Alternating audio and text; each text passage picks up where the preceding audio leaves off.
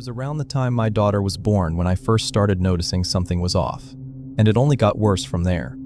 My name is Colby Mercer. My wife and I had just brought our first child home, and like most new parents, we were completely exhausted. The first few weeks were a blur of late-night feedings, endless diaper changes, and trying to catch a few minutes of sleep whenever we could. Because we were so anxious about every little noise the baby made, we decided to invest in a high-end baby monitor. We bought one of those expensive Wi-Fi models. It didn't come with a separate handheld screen. Instead, you downloaded an application on your phone, created an account, and you could view the live video feed from anywhere. It had a lot of features. You could use your phone screen to pan the camera left and right, tilt it up and down, and even talk through a small speaker. But the feature that stood out to me was the privacy indicator. On the front of the camera, just below the lens, there was a small LED light. Whenever the camera was idle, the light was completely dark. But the second someone opened the application on their phone and connected to the live feed, that little light would turn bright green. It was supposed to give you peace of mind, so you always knew when the camera was actively recording or being watched. Our house is a single-story ranch style with a long hallway running right down the middle. Our master bedroom is at the very end of this hallway, and the nursery is about halfway down. We always kept our bedroom door wide open so we could hear the baby if she cried. The nursery door was usually left open too, just a crack. From my side of the bed, if I lifted my head from the pillow, I could look straight down the dark hallway and see the opening of the nursery door. Because I am a naturally light sleeper, I developed a habit during those first few months. Whenever I woke up in the middle of the night, which was often, I would reach over to my nightstand, grab my phone, and check the baby monitor application. I would just open it for a few seconds, make sure she was sleeping peacefully in her crib, and then close the application and try to go back to sleep. This routine became second nature to me. But one night, about 2 months after we brought her home, something changed. I woke up for no real reason. The house was completely silent. I rolled over on my mattress and reached for my phone on the nightstand, intending to do my usual quick check. But before my hand even touched the phone, I looked down the hallway. Through the crack in the nursery door, I could see a faint green glow reflecting off the wall of the hallway. I stopped moving. The only thing in that room that gave off a green light was the baby monitor, but my phone screen was blank, resting face down on the wood of the nightstand. I looked over at my wife. She was fast asleep, breathing softly with her phone plugged into the charger on her side of the bed. Neither of us was using the application. I sat up in bed. I felt uneasy. I swung my legs over the side of the mattress and stood up, walking quietly out of our bedroom and down the hall toward the nursery. I didn't want to wake the baby, so I kept my footsteps as light as possible. As I got within a few feet of the nursery door, the green reflection on the hallway wall suddenly vanished. The light had turned off. I pushed the nursery door open a little wider and looked inside. The room was dark. The baby was sleeping soundly in her crib. The camera sat quietly on the high shelf in the corner, the small light on the front completely dark. I stood there for a moment, trying to find a logical explanation. I figured it had to be some sort of software update, or maybe the camera briefly reconnecting to our wireless router. I went back to bed and eventually fell back asleep, pushing the strange occurrence out of my mind. The next morning, I went into the application settings on my phone and checked the device access history. The software kept a log of every time a device connected to the camera. I scrolled through the logs for the previous night. The only connections listed were from my phone and my wife's phone. There were no unknown devices, no strange login times. Everything looked perfectly normal. I convinced myself it was just a technical glitch. But the next night, it happened again. I woke up suddenly. I didn't reach for my phone this time. I just opened my eyes and looked down the hallway. The faint green glow was spilling out of the nursery doorway, painting a thin line of light across the hallway floor. I reached over to my nightstand and tapped my phone screen just to check the time. The bright digital numbers read 3:14 a.m. I looked back down the hall. The light was still on. Someone, or something, was accessing the camera feed. I got out of bed, moving a bit faster this time. As I walked down the hall, I kept my eyes fixed on that green glow. I reached the nursery door and carefully pushed it open. The green light on the front of the camera was shining brightly in the dark room. It illuminated the plastic casing of the camera and the edge of the shelf it sat on. As I stood in the doorway, staring at the small device, I heard a soft humming sound. It was the mechanical noise the internal motor made. Right before my eyes, the camera lens began to physically move. It slowly tilted downward, panning across the crib, and then it stopped. A second later, the green light snapped off. The room was plunged back into darkness. My stomach dropped. I stood frozen in the doorway for what felt like a long time. The house was dead quiet again, but the silence didn't feel peaceful anymore. It felt heavy. I walked over to the shelf, reached up, and touched the camera. The plastic casing felt slightly warm. I didn't unplug it right then because I didn't want to make any sudden noises and wake my daughter. I just backed out of the room, pulled the door shut until it was only open a crack, and went back to my bedroom. I didn't sleep for the rest of the night. I just lay there, staring at the ceiling, trying to process what I had just seen. The next day, as soon as I got home from work, I took the camera down from the shelf. I went through the application and changed the account password to a long, complicated string of random letters and numbers.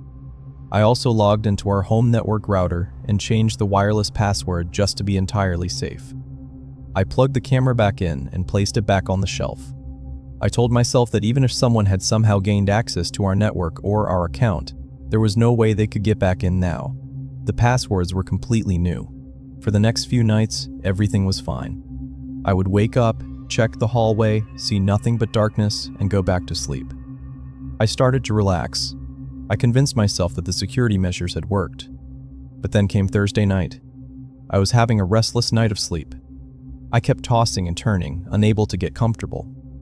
Eventually, I just opened my eyes. I rolled over and looked at the clock on my nightstand. It was 3:12 a.m. I stayed lying on my side, looking out the open bedroom door and down the hallway. I didn't want to check my phone. I just watched the crack in the nursery door. The digital clock on my nightstand changed to 3:13 a.m. The hallway remained dark. Then, the clock changed to 3:14 a.m. Instantly, the green glow appeared in the hallway. It was exactly like the previous nights. A thin, sharp line of light cutting through the darkness. My chest felt tight. I didn't bother checking my wife's phone. I knew she was asleep. And I knew my phone was sitting right next to me, the screen completely dark. Someone was watching again. Even with the new passwords, even with the updated network security, someone was connecting to the camera inside my house. I got out of bed. I didn't try to be quiet this time. I walked down the hallway with heavy, deliberate steps. I wanted whoever was on the other end of that camera to hear me coming. I wanted them to know I was there. I reached the nursery door and pushed it wide open. The green light was glaring from the shelf in the corner. It looked unnaturally bright in the dark room. I stepped inside and walked straight toward the crib. As I moved across the floor, the soft, mechanical humming noise started again. I stopped in my tracks. The camera lens began to move, but it didn't just pan across the room. It slowly rotated away from the crib, moving deliberately until it stopped. The lens was pointing directly at me, standing in the middle of the nursery. We stayed like that for a few seconds, me staring at the camera, and whoever was on the other end staring right back at me. I could feel the heat radiating off the small device. I walked over to the wall outlet, grabbed the power cord, and pulled it out. The green light died instantly. The room went black. I took the camera off the shelf, wrapped the cord tightly around it, and carried it out of the room. I walked into the kitchen, opened the junk drawer we keep next to the refrigerator, shoved the camera inside, and slammed the drawer shut. I never wanted to look at it again. The next morning, I drove to a local hardware store and bought the cheapest, most basic baby monitor they had. It didn't connect to the internet. It didn't have an application. It didn't even have a video screen.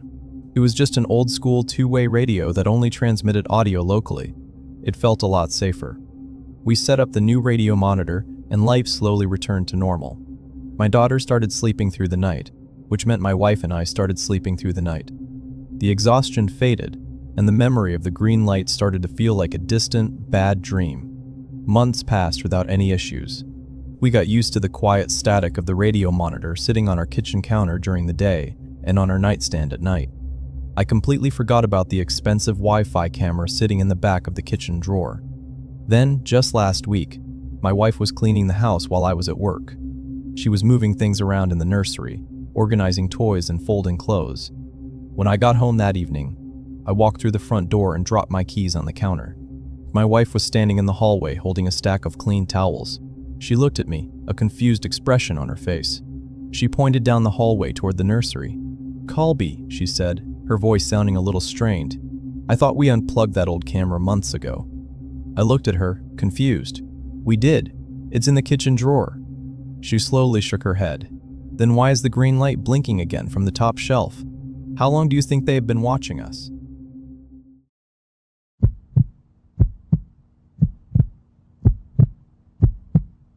At first, I thought it was just my imagination while I was at the daycare picking up my daughter, until it happened again. My name is Darren Pike.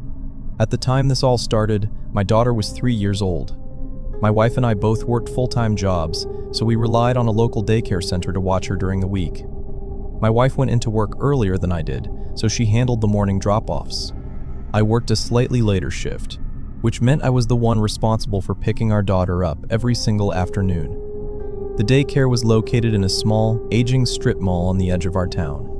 It was a standalone brick building that sat at the very end of the property, sharing a massive, strangely shaped parking area with an independent pharmacy and a dry cleaner.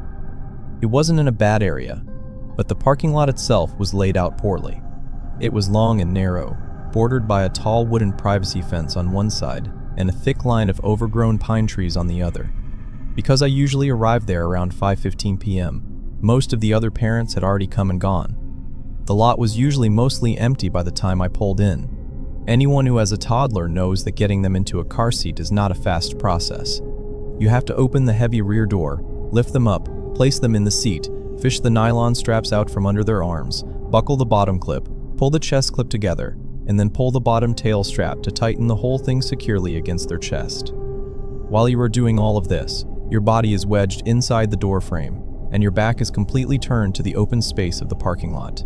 It is a very vulnerable position to be in, though I never really thought about it that way until this happened. It was a Tuesday afternoon in early October. The weather was starting to get cooler, and the sky was heavily overcast. I parked my SUV in my usual spot near the front doors, walked inside, signed my daughter out, and brought her back out to the car. I opened the rear passenger door, hoisted her up, and started going through the motions of buckling her in. I was struggling a bit because she was wearing a thick, puffy sweater, making the straps tighter than usual. Just as I clicked the plastic chest piece together, I heard something. It was a whistle. Not a loud, attention-grabbing whistle like someone hailing a cab, but a short, distinct, 3-note tune. It sounded melodic, almost playful, but it carried clearly through the cool autumn air. I paused and backed out of the car frame. I stood up straight and looked around the parking lot. There was one other car parked near the pharmacy, and an older woman was walking out of the dry cleaner holding a plastic-wrapped shirt. Neither of them was looking in my direction. I glanced toward the line of thick pine trees bordering the edge of the asphalt. I didn't see anyone standing there. I figured it was just some random person walking on the other side of the trees, or maybe a maintenance worker taking a break behind the building. I pushed the car door shut, got into the driver's seat, and drove home. I forgot about the noise before we even reached our driveway. 2 days later, it happened again. It was a Thursday, and the routine was exactly the same. I walked out holding her hand, opened the heavy car door, and lifted her into her seat. The parking lot was completely empty this time. The dry cleaner was closed, and there were no cars at the pharmacy. I was leaning in, pulling the nylon straps tight over her shoulders when I heard it. The exact same 3 notes. The pitch, the spacing between the notes, the volume, it was identical to the whistle from Tuesday. My stomach dropped. I immediately pulled my head out of the car and looked over the roof of my SUV. I scanned the empty parking spaces. I looked at the tall wooden fence. I stared hard into the dark gaps between the pine branches. There was absolutely no one around. The air was perfectly still. Something felt off. It didn't feel like a random, absent-minded noise anymore. It felt deliberate. I quickly pushed my daughter's door shut, checked the lock, and hurried around to my side of the car. I kept my eyes fixed on the tree line as I started the engine and pulled out of the lot. That night, After we put our daughter to bed, I mentioned it to my wife. I didn't want to alarm her, so I tried to keep my tone casual. I just told her that I kept hearing someone whistling a weird tune in the daycare parking lot when I picked our daughter up. She frowned and asked if I had seen anyone. I told her no. She suggested I mention it to the daycare staff, just so they could keep an eye out for anyone loitering around the property. The following week, my schedule changed briefly. I had to stay late at the office for a mandatory training session on Tuesday and Wednesday, so my wife had to leave work early to handle the afternoon pickups. When I got home Wednesday evening, I asked her if she had heard anything strange in the parking lot while she was there. She looked confused. She told me the lot was totally quiet both days. She hadn't seen anyone hanging around, and she certainly hadn't heard anyone whistling. By Thursday, I was back on pickup duty. The sun was setting earlier now, and by the time I pulled into the lot at 5:30 p.m., the daylight was fading fast. The tall yellow streetlights in the parking lot had flickered on, casting long shadows across the pavement. I hurried inside, got my daughter, and walked briskly back to the car. I was on edge. I kept my head on a swivel, watching the dark corners near the fence and the dense brush beneath the pine trees. Everything seemed fine. I got her into the seat and was just finishing the final buckle when the tune cut through the quiet parking lot again. 3 clear notes, but this time it was close. It didn't sound like it was coming from the distant trees or the fence line. It sounded like it came from directly behind my SUV. I slammed the rear door shut and spun around. I fully expected to see someone standing right there by my taillights, but there was no one. The space behind my car was nothing but empty asphalt. I stood there, my heart hammering against my ribs, looking down the side of the vehicle. Then, I heard a slow scraping sound. It sounded exactly like the heavy shuffle of a shoe sliding over the loose gravel near the corner of the brick building. I didn't stick around to investigate. I practically threw myself into the driver's seat, hit the automatic door locks, and threw the car into reverse. I backed out aggressively and drove toward the exit. As my headlights swept across the side of the brick building, I thought I saw a dark shape pull back around the corner, but I couldn't be sure. I just wanted to get out of there. When I got home, I sat at the kitchen table and told my wife everything. I told her how close it sounded and how it felt like whoever was out there was hiding just out of sight. We were both incredibly uncomfortable with the situation. The fact that the whistling only seemed to happen when I was alone with our daughter and never when my wife picked her up made me sick. It felt like someone was watching our routine. It felt like someone was waiting specifically for me. We were already in the process of closing on a new house across town, and we had planned to switch daycares after the holidays anyway. We decided not to wait. The very next morning, my wife called the daycare and told them we were pulling our daughter out immediately. We spent a very stressful weekend scrambling to find temporary care, but eventually, we got her enrolled in a new, much larger facility closer to our new home. The new daycare was highly secure. You needed a key fob just to enter the lobby, and the parking lot was always bustling with parents and staff. I felt an immediate sense of relief. We moved into our new house. November turned into December, and then the new year rolled around. Months went by without a single strange incident. The anxiety that used to knot my stomach every afternoon completely faded. I convinced myself that whoever was hanging around that old strip mall was just some local transient, and that moving across town had completely solved the problem. Then came a Saturday afternoon in late March. My wife was painting the living room, so I took our daughter with me to do the weekly grocery shopping. We went to a massive supermarket near our new house. The parking lot was enormous, packed with hundreds of cars, shopping carts, and people coming and going. It was broad daylight, around 2:30 p.m. We spent an hour inside the store filling the cart with enough food to last the week, and then headed back out to the car. I had parked halfway down one of the middle aisles. I unlocked the trunk, popped it open, and started transferring the heavy plastic bags from the cart into the back of the SUV. My daughter was still sitting in the little child seat of the shopping cart, happily eating a small bag of crackers. The parking lot was loud. There was the constant hum of engines, the rattle of empty carts being pushed across the pavement, and the distant sound of automatic doors sliding open and shut. I grabbed 2 heavy bags of canned goods and leaned into the trunk to arrange them. As I set the bags down, the ambient noise of the busy parking lot seemed to fade into the background for just a split second. From somewhere behind a row of parked cars, about 2 aisles over from where I was standing, I heard it. A short, distinct tune. 3 melodic notes. It was the exact same whistle, the same pitch, the same pacing. I froze entirely. My hands were still resting on the grocery bags in the trunk. I slowly pulled myself out and looked over the roof of my car toward the sound. There were dozens of vehicles between me and whatever aisle the noise had come from. People were walking, loading cars, and going about their normal weekend routines. But I knew what I had just heard. I abandoned the rest of the groceries in the cart. I reached over, grabbed my daughter out of the seat, and held her tightly against my chest. I got her into her car seat in record time, locked the doors, and climbed into the driver's seat. I sat there with the engine running, watching the rearview mirror, waiting to see a face appear from between the cars. No one did. How did they know exactly where to find us?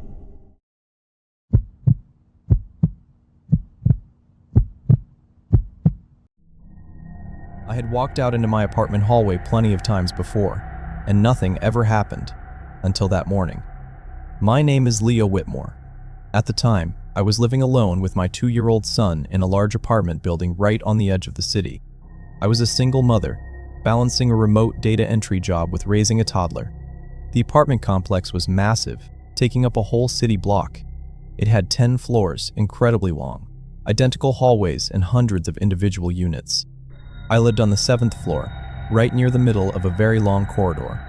The floors were lined with a dull gray carpet that always seemed to absorb the light, and the walls were painted a neutral, featureless beige. It wasn't the most exciting place to live, but it was highly secure.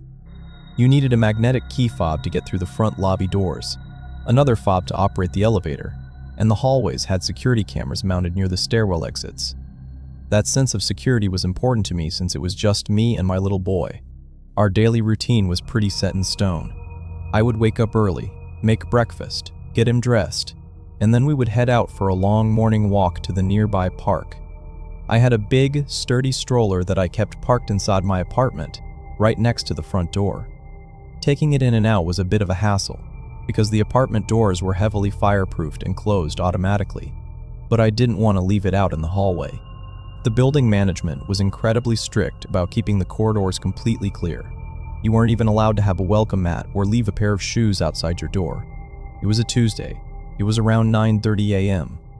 I got my son bundled up in his light jacket, strapped him firmly into a stroller, and pulled open my heavy front door. I pushed the stroller out into the hallway and let the door shut behind me. As I turned to lock the deadbolt, I looked across the hall and stopped. Sitting directly across from my apartment, pushed up roughly against the opposite wall, was another stroller. It looked very strange. It was a dark, faded navy blue, and it looked incredibly old. The fabric of the seat was completely frayed around the edges, and the metal frame was scratched and covered in dull spots of rust. But what really caught my attention was the general shape of it. It looked almost exactly like the brand and model of my own stroller, just an older, beaten-up version. I also noticed it was leaning heavily to the left side. When I looked closer, I saw that the front left wheel was completely missing. The exposed, greasy metal axle was just resting directly on the gray carpet. I felt a little uneasy. It was weird to see anything left out in the hallway, especially something broken and dirty. I looked down the long corridor in both directions. The hallway was completely empty. All the heavy wooden doors to the other units were firmly shut. There were no sounds, no voices, and no footsteps. I figured a neighbor must have been throwing it out and just left it there temporarily while they went to get the key for the basement trash room. I pushed my son toward the elevator, trying to ignore it. When we got back from our walk an hour later, the old stroller was gone. The hallway was perfectly clear again. I assumed the neighbor had thrown it away, and I didn't think much more about it. A few days passed. It was Friday afternoon, around 2:15 p.m. My son and I were coming back from picking up a few things at the nearby grocery store. I had several heavy plastic bags hanging from the handle of my stroller. We swiped our fob, rode the elevator up to the 7th floor, and waited. When the metal doors finally slid open, I pushed the stroller out into the small elevator. I stopped dead in my tracks. Sitting in the dim corner of the elevator lobby, partially blocking the entrance to the main hallway, was the exact same faded navy blue stroller. I immediately recognized the frayed edges of the seat and the heavily scratched metal frame. And just like before, the front left wheel was completely missing. The rusty metal axle was dug slightly into the carpet fibers. My stomach dropped. It didn't make any sense for it to be here. The elevator lobby was quite a distance from my apartment unit, and this wasn't anywhere near the service elevator or the trash chute. It was just sitting there, completely abandoned.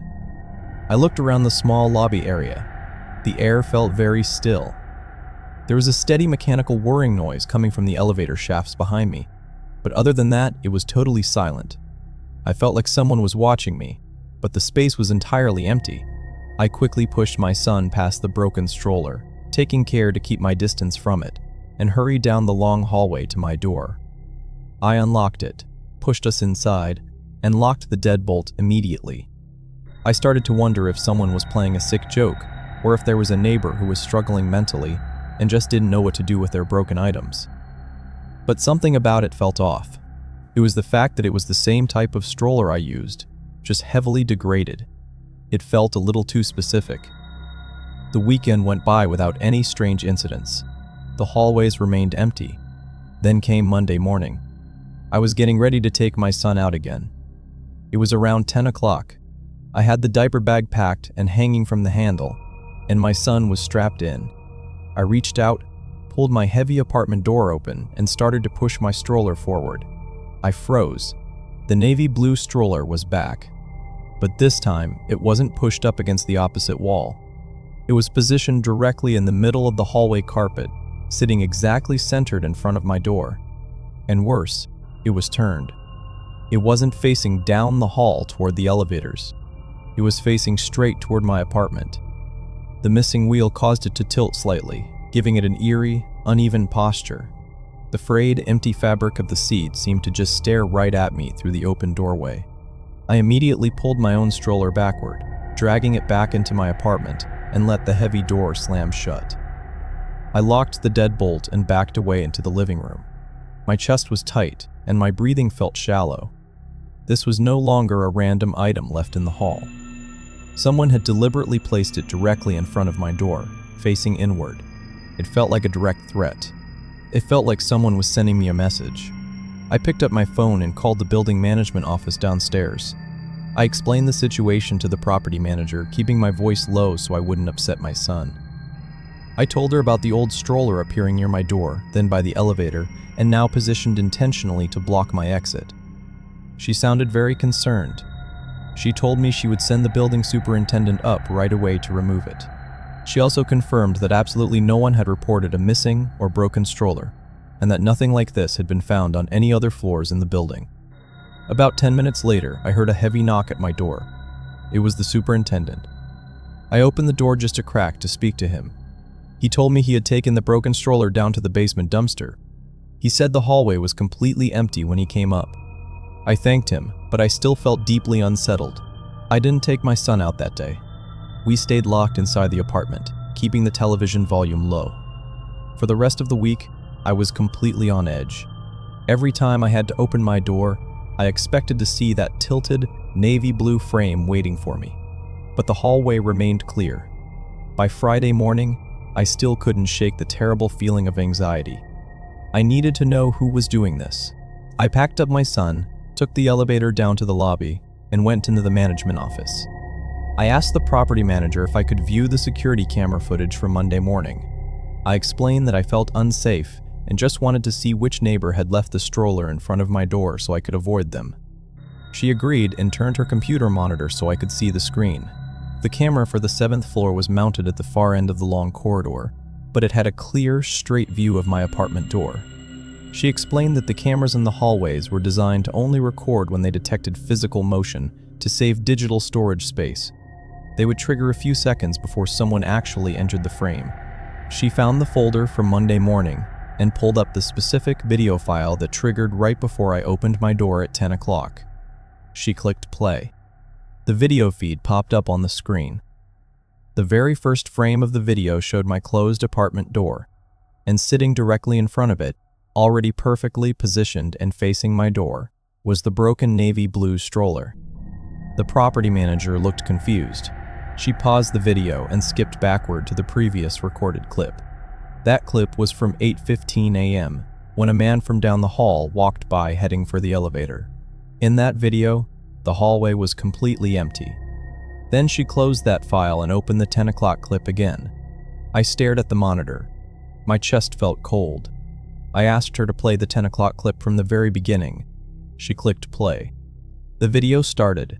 The stroller was just already sitting there. No one pushed it into the frame. No one walked away from it. The camera never detected any movement to trigger a recording of someone bringing it down the hall, carrying it, or setting it down. It was simply entirely absent in one recording and present in the next. The property manager tried to explain it away.